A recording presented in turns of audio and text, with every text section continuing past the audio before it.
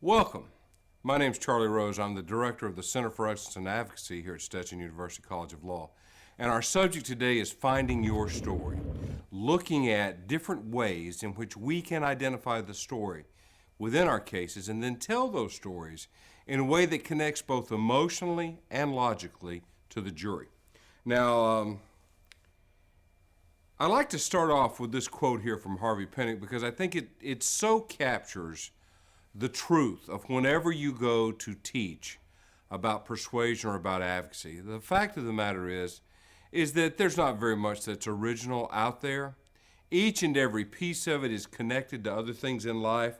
And so I try not to come up with something that you've never heard before, but to instead bring forward things that you knew in the back of your head and then connect them in a way that shows you something that you haven't seen before. And that's kind of the goal with this presentation. Take a look at this quote here. I'm going to read it out loud to you because the language is so beautiful. Objective consideration of contemporary phenomenon compels the conclusion that success or failure in competitive activity exhibits no tendency to be commensurate with innate capacity, but that a considerable element of the unpredictable must invariably be taken into account. Now think about that for a moment. Listen to those words. It sounds like it was written by a committee. And being a law professor on a faculty, I can tell you that there are few things that are worse than spending an extended amount of time on a committee. This commitment to legalese, to language that languishes, is one of the fundamental problems for advocates that make it through the legal education system.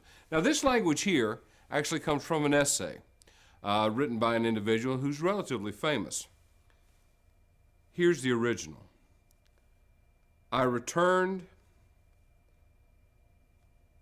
and saw under the sun that the race is not to the swift, nor the battle to the strong, nor yet bread to the wise, nor yet riches to men of understanding, nor yet favor to men of skill, but that time and chance happens to them all. Those of you who know your Bible realize that's from Ecclesiastes. It's the exact same message, but the choice of language, the arrangement of the words, makes a profound difference in its ability to touch us and to persuade us. And that's really what I want to talk about today. I want to talk about arranging your words, arranging your thoughts in a way that opens the door to communication between you and your listener. Now, for our purposes, we're talking about a jury or a judge, but these concepts work equally well when you're writing a paper, when you're creating a blog, a letter to the editor, a book, a short story. They're eternal. We want to start by getting rid of those words that just don't make sense. In this first slide here, you'll see it. Uncontrolled contact with the ground. Another way of saying that is airplane crash. What about this one? A diagnostic misadventure, malpractice, or terminal living, otherwise known as dying. Each of these examples here are taken from actual motions and orders and requests for relief filed with the court by lawyers. Why would you use the word uncontrolled contact with the ground when what really happened was the plane crashed? It just creates a sense of a lack of believability. Now, of course, there's more. Negative patient care outcome. I'm sure you can figure out what that one is. The patient died. Or perhaps you like extra pair copulation, otherwise known as adultery. Non-decision making status. A lot of my students are sometimes in a non-decision making status in class. Unconscious. My personal favorite, grain consuming animal units, otherwise known where I come from as livestock. These are just some small examples of where lawyers, in an attempt to be cute, in an attempt to remove from the language the issue that they're afraid of, underline their lack of humanity and their lack of persuasion. And when we're done today, I want you to commit to never making that mistake again. If something's something, say what it is, and move on. Now, we want to use language to enhance repetition. And I've got 3 stones here. They're sort of the 3 stepping stones, the 3 approaches to the use of language that I think you should keep in your head as an overarching theme as you begin to struggle with putting together direct examinations, cross-examinations, opening statements, and closing arguments. And we begin with this concept of repetition. What is repetition? Repetition is where through the repeating of a sound or a phrase at appropriate times in a message, we ensure that it catches in the mind of the listener. If you'll think back to when you were a young child, you can probably sing multiple jingles from when you were in front of the television, probably from the age of about 5 to about 12. I know that I can. Some of those jingles are even politically incorrect now, but I'll remember them forever because at that moment in time, they were repeated in a way that resonated with my young self. Repetition works because it keys into the way our neurological systems are put together, the way our memory systems, the way we store data, the way we ensure that data is properly embedded so that we can retrieve it later. It is literally the first type of schooling that we learn as human beings. And it is that type of learning that stays with us throughout our entire life. It's both kinetic in that it uses our hands and it uses our mind. It uses all of our senses. And because repetition is so effective, it's one of those things that you need to think about as you put together your messages, as you tell your story. But when you think about repetition, you've got to remember that it can't be done in a way that is obvious or that is trite. Where's the beef is cute the first 3 or 4 times you hear it. By about the 30th time, you don't even care where the beef is anymore. You want some chicken. By the same token, you don't want your message to be overcome by the degree to which it is repeated. If you grew up when I grew up and listened to the radio, when I listened to a radio as a young person, you can no longer hear the 3 beginning notes to "You Light Up My Life." When that flute comes on, your mind turns off. That's a classic example of something that's been overexposed. Now, in addition to repetition, we also have parallelism. Now, parallelism is an interesting concept from a persuasive perspective because what it does is it allows us to take 2 different issues, lay them side by side, and compare them one to the other, bouncing back and forth between them. This can be an extremely effective tool when I'm trying to establish the credibility of one person as opposed to the credibility of another individual. It's also very, very good for highlighting differences and inconsistencies between witnesses' testimony. And it works for us. It works for us at an intrinsic level because as human beings, we learn things in contrast to one another. And this use of parallel concepts in our presentation of our ideas mimics the way we learn. It's much in the same way that repetition works because of physically the way we're wired. Parallelism does the same thing. And then finally, the last one that I've got up here is the rule of 3s. I like the rule of 3s because trilogies have a particular resonance with human beings. You can look across cultures, you can look across ages, and you see this commitment to the trilogy in our literature, in our religion, in our psychology. You can even make an argument that our focus on trilogies comes from the way in which our bodies are put together. The fact that we have 2 eyes in front of our heads, that we're predators, that we see the world in 3 dimensions. Everything has height, everything has width, everything has volume. And because we think that way, because we are hardwired to put our world into a 3-dimensional axis, ideas that come forward in 3 dimensions are extremely powerful. And they're very, very useful. The only thing that I would say to you as a caution is don't fall prey to being too repetitive with your trilogies because then they're going to lose their focus. Now, I've got Master Yoda up here on the screen now. And these quotes about storytelling, I want us to stop and think for a moment. What does he say? Try not, do or do not. There is no try. Mind what you have learned. Save you it can. Named must your fear be, before vanquish it you can. One of the things that we as lawyers really deal with whenever we're trying to tell stories in the courtroom is that we are afraid. We're afraid. We're afraid of looking silly. We're afraid of being foolish, of the other side pointing out that we've made a legal mistake, of the judge telling us that we've done something wrong, of a witness making us look like we're not the person in charge. And we're competitive by nature, and we have this desire to dominate, to be right, to be perfect, and it is literally impossible for us to do that.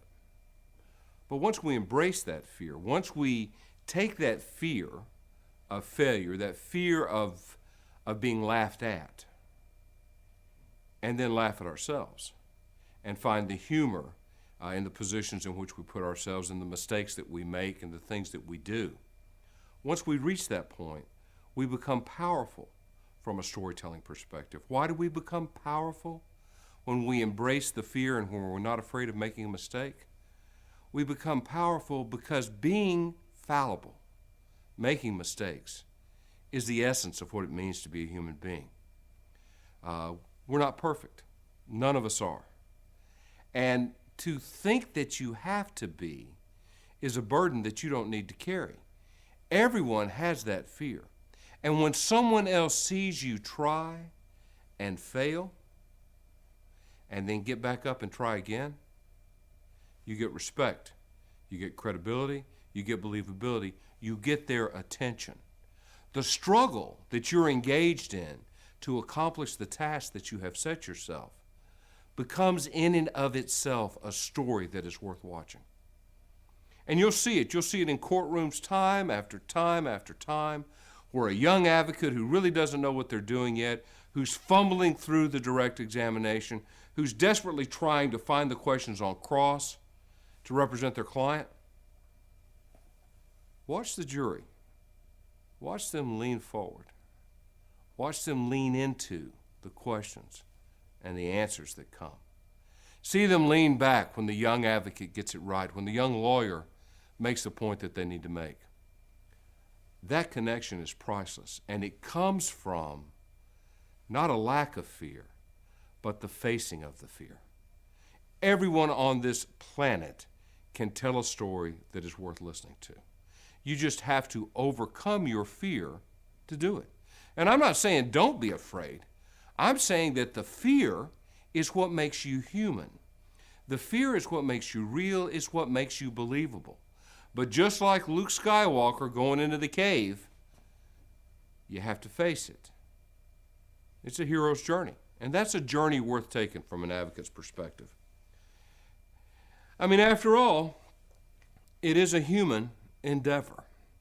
We lose sight many times of the fact that what we're really doing as lawyers is reaching into the lives of other people, pulling out pieces of their lives and then recreating them within the courtroom, within the boardroom, within the deposition room.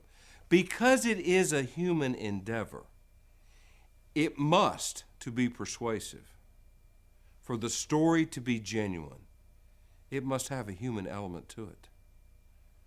That's why we want our directs and cross-examinations to sound like conversations. It's why we tell the story of the opening statement in the present tense. It's why we use analogies and metaphors when we argue. It brings the humanity into the courtroom. And humanity is your friend. It's not your enemy. Storytelling is phenomenally a human endeavor. We are the species that tells stories. And stories are how we place ourselves in context with the world.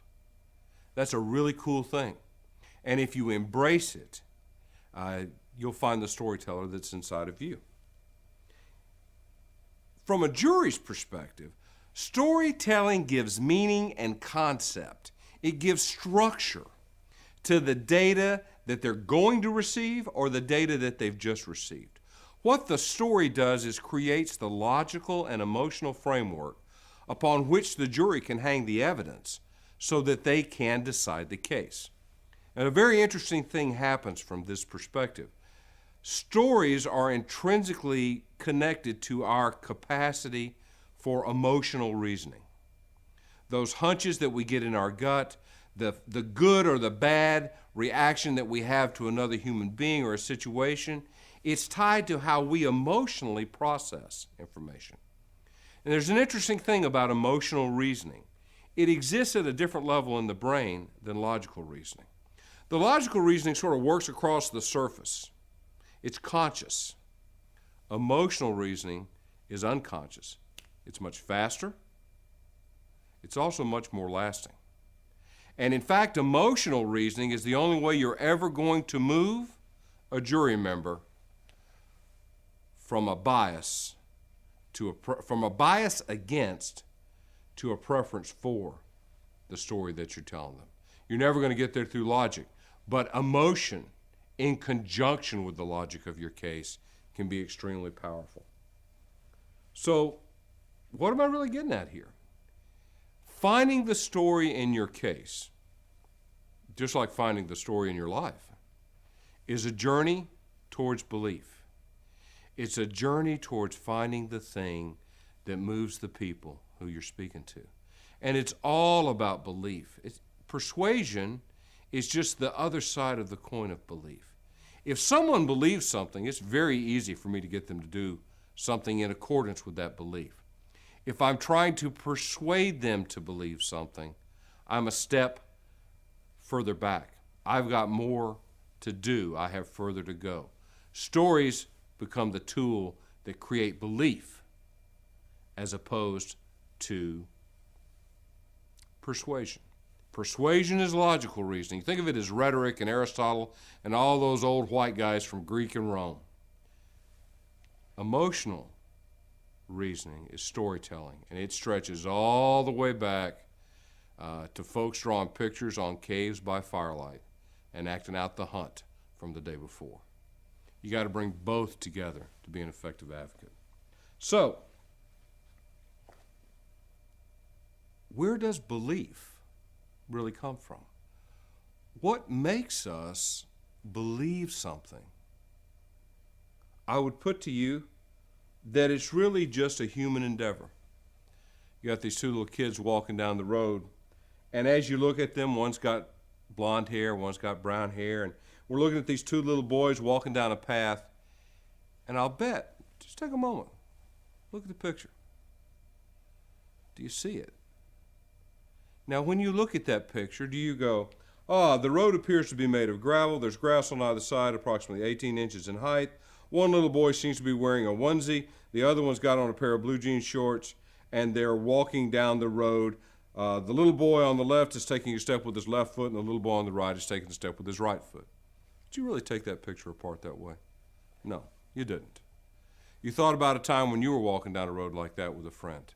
Or you told yourself a story, and it might have been the story of these two little boys are running away from their mom and dad because they want to act like they're alone.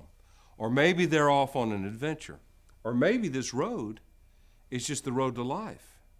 It's them growing up. It can mean so many things. And each and every one of you watching this video right now began to fill in the story of these two little children. And in all likelihood, you told that story to some degree based upon your own personal experiences. So what does that tell us as lawyers, as advocates? It tells us that the logical part of our brain connects to the conceptual and the emotional parts of our brain.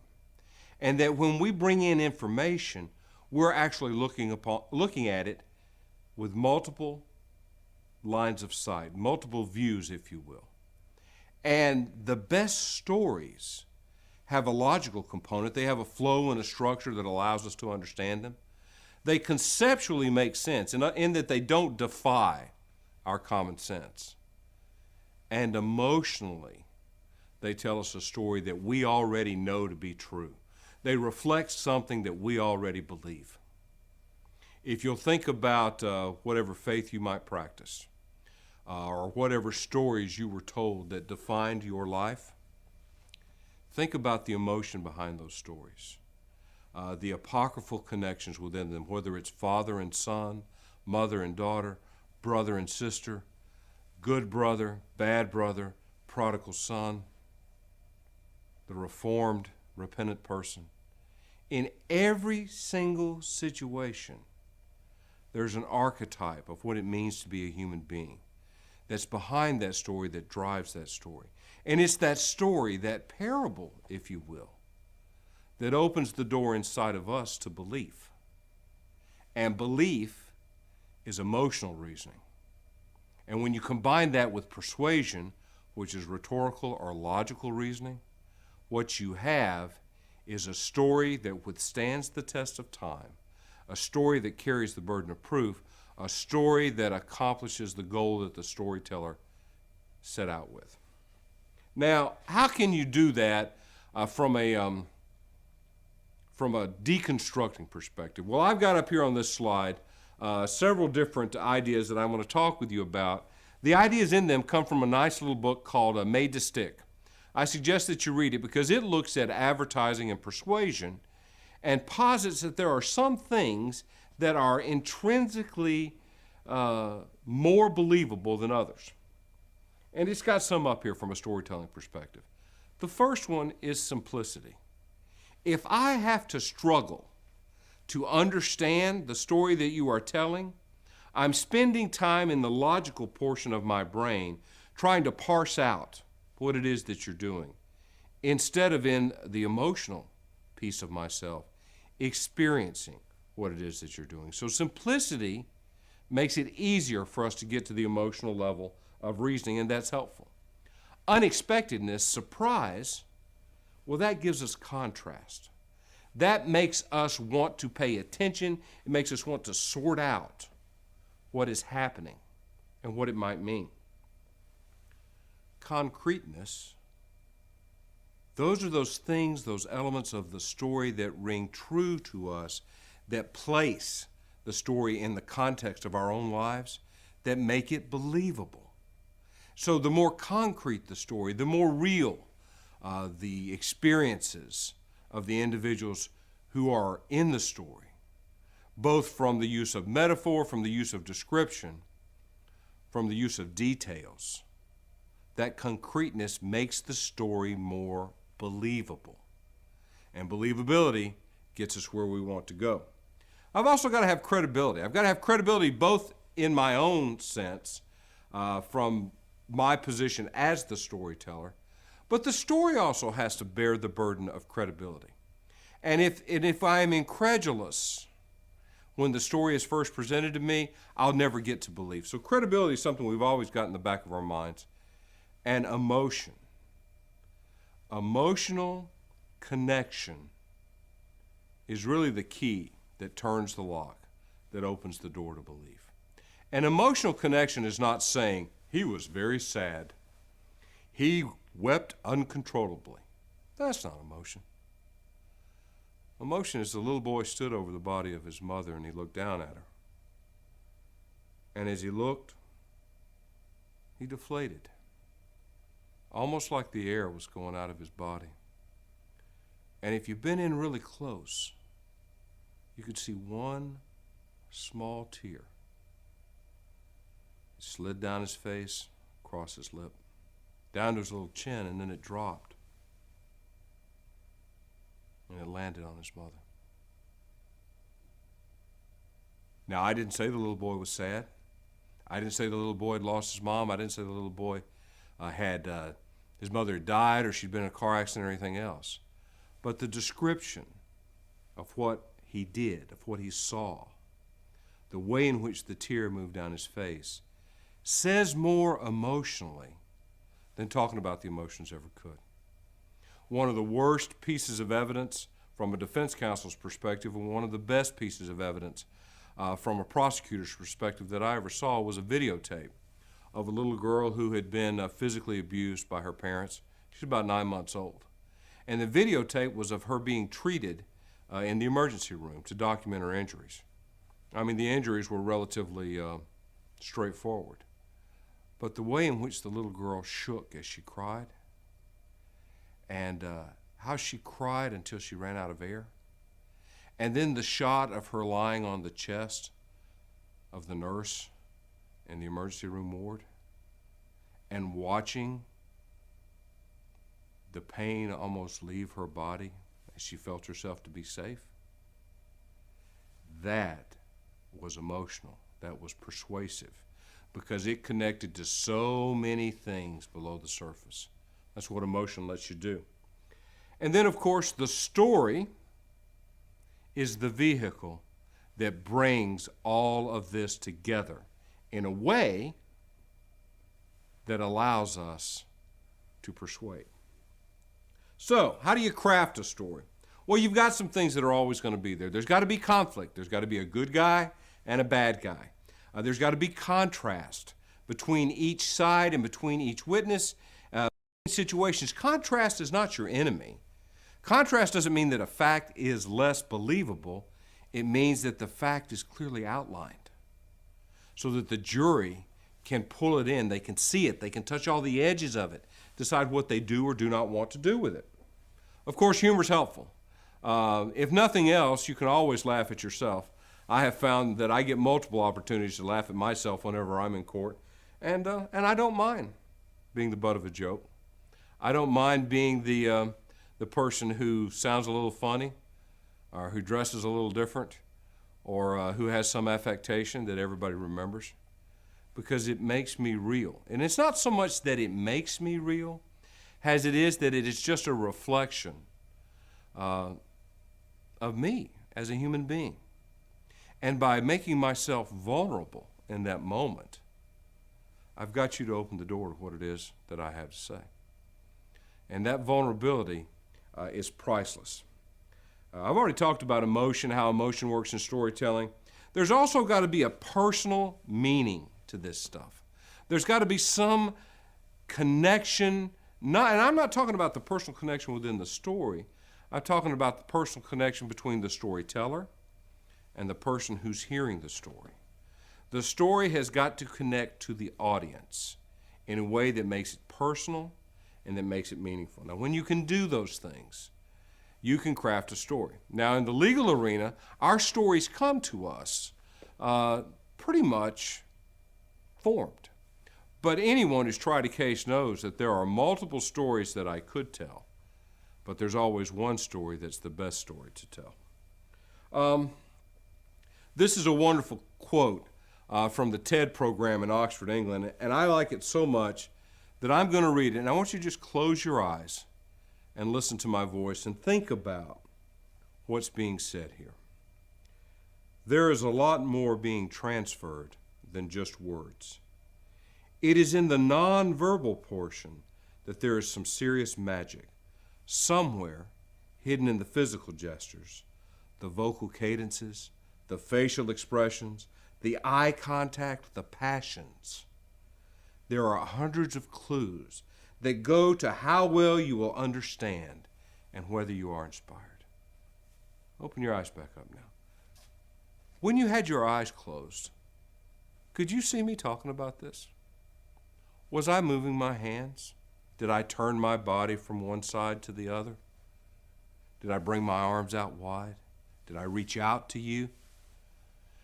I would bet that you supplied movements that you felt were appropriate to the words that I was reading. Now, let's look at it again. There's a lot more being transferred here than just words. It's in the nonverbal portion, the movement, that there is some serious magic. Somewhere hidden in the physical gestures, the vocal cadence, the facial expressions, the eye contact, the passions. There are hundreds of clues that go to how well you will understand and whether you are inspired. Now think about that the next time that you're beginning to tell a story. I'm talking now about the connection, the commitment, the immersion of your physical self into the storytelling process. It's the difference between someone reading you a story and someone telling you a story. Now, this last slide is kind of what I want to end with today for this particular segment. Everything that I've talked about is potentially useful to you. What you have to decide is what you are going to focus on. Because in reality, like most things in life, it's always a question of focus. How are you going to focus your storytelling? What tools are you going to use? I can't wait to see what it is that you come up with. Till next time, I'm Charlie Rose. I'll catch you down the road.